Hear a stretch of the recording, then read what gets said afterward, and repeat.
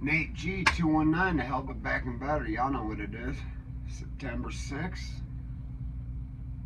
8 o'clock in the morning. I don't know. I don't care. Took the day off today. It's my daughter's first day of preschool. She's 3, gonna be 4, and it's going by so fast. But besides that, you know, everything's going decent, as decent as it could. Little update. I did a video on Monday pertaining to Edward Lee Perry, Bayou. Now, I still don't remember how he spelled it. I wanted to say he thought he was a mixture of Beowulf and I don't know. But on my previous video, I updated the thumbnail picture. I found his picture on Facebook. I found a few pictures of him, and that's his ugly self right there. That's Edward Lee Perry, the one that testified against Jeremy Blue and Donvell Edwards, giving Jeremy Blue I want to say 85 years. I mean, dude ain't coming home anytime soon. And gave Donvell Edwards 12 years. So Donvell could be home by now. I'm not 100% sure. But the other one ain't coming home anytime soon.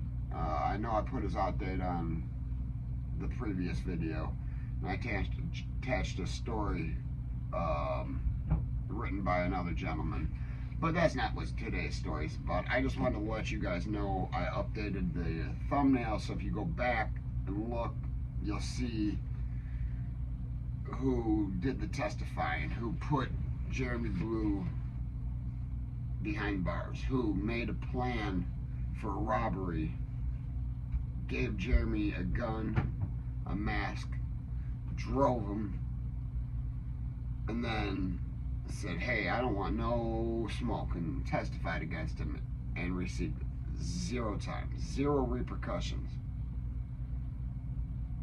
When he, again, man, stop following these losers, stop following these gangsters that, I mean,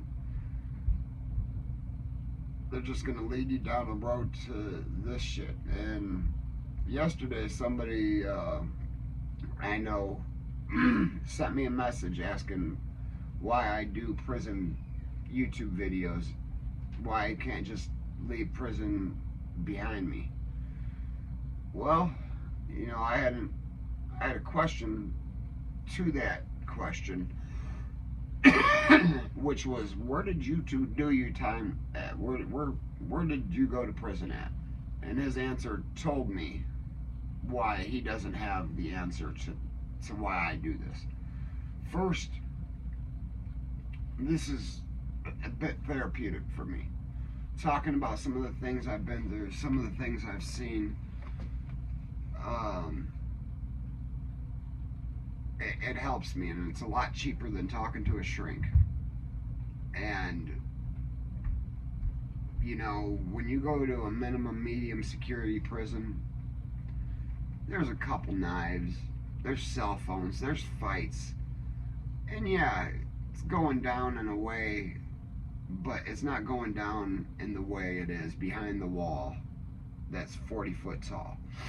Now, Indiana State Prison has a minimum security, medium security is what they call it, a prison attached to it. It's on the outside of the wall. So when you're out at recreation at Lakeside or Indiana State outside facility, you'll be walking or playing football right next to the 40-foot wall where the gun towers are, looking at you and on the inside of the prison where I ended up going. Now, this gentleman that had asked me that never left that little camp. And I don't recall anything traumatic there. I mean, it was a little culture shock, but as far as traumatic, I lived in projects. I saw nothing more in the worst dorm in that prison than I did in high school. Fist fights, people smoking, things like that. Tattoos, though, I mean, a lot of people getting tattoos. Guards were getting tattoos. People weren't really brewing wine. You'd see bottles of Captain Morgan. Plenty of guards had been busted. Like Miss E, G, S. You know, those are initials of guards that have all been busted doing something in a very small period of time. All three of them were females that were also caught messing around with one of the guys. But, you know, some of the things I bring home with me. Last night I was woke up to the sounds of screaming. And it wasn't screaming coming from outside. It wasn't screaming coming from in my house. It wasn't screaming coming from the TV. It was screaming coming from my nightmares. Now, I couldn't even tell you what the nightmare was about or what it even looked like because I heard it. It woke me up one night. It was the sound of a child molester getting gasoline sprayed on him and lit on fire. You don't see that at minimum medium security prisons. You don't see men or hear about men getting violated in the worst way imaginable. You don't hear a man describing their crime to you of dismembering a body and doing things with that body. You don't hear confessions of the worst possible nature. You don't meet people that have ate people. You don't experience any of that. It's like going to college without women, locked in a dorm, you know. Yeah, there's fighting. Yeah, there's a bunch of built up testosterone, but the reality is it's not that bad, especially at ISO. ISO was a cakewalk. Like, when I walked in there, I legitimately thought, well, damn, if I was going to get a prison bit out of the way, and this is where I was going to go, I should have done this 10 years before and gotten it the hell out of the way before I had kids and everything. That's how much of a cakewalk ISO was compared to ISP.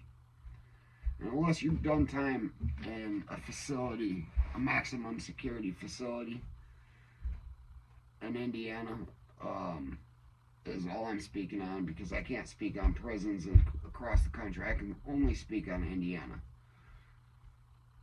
ISP was a very bad place.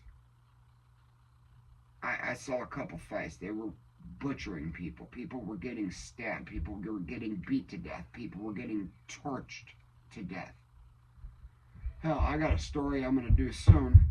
Man caught himself on fire cooking meth in his cell. Burned himself to death. So, you know, those that question the prison content genre creators and why we do it, you know, some of us have brought some very traumatic things home with us. Most of the time, people that end up doing their time at level 1 and 2 do not have the mentality it takes to do a month, let alone a year in a segregation unit. They just don't. They don't have that mentality. And what it does to your mentality is changes it. It gives you a whole lot of I don't give a, and that's all it is. But, you know, I just wanted to vent a little bit about that. Had me a little irritated, and just I got to talking to him though, and then realized why he doesn't carry prison with him because he didn't go to a real prison. Just because you got a DOC number doesn't mean you've been to a real prison. Anyways, guys, never forget life's choices, or you're going to meet pieces of crap like Baywoo. You're going to meet the worst of the worst. Or you can meet the worst of the worst. Or you can end up at a little minimum medium, learn nothing, and, you know, it just be some time lost to you, you know. If you don't carry this home with you, there's something wrong. There's something wrong with you. Even the time lost, there's something wrong with you. You know, I missed 5 Christmases. I know that's not a lot in comparison to many guys I know, but it's still 5 Christmases that I lost away from my family. But hey, hit that like, hit that subscribe. Never forget life's choices. You know, if they ain't hating it, you ain't making it.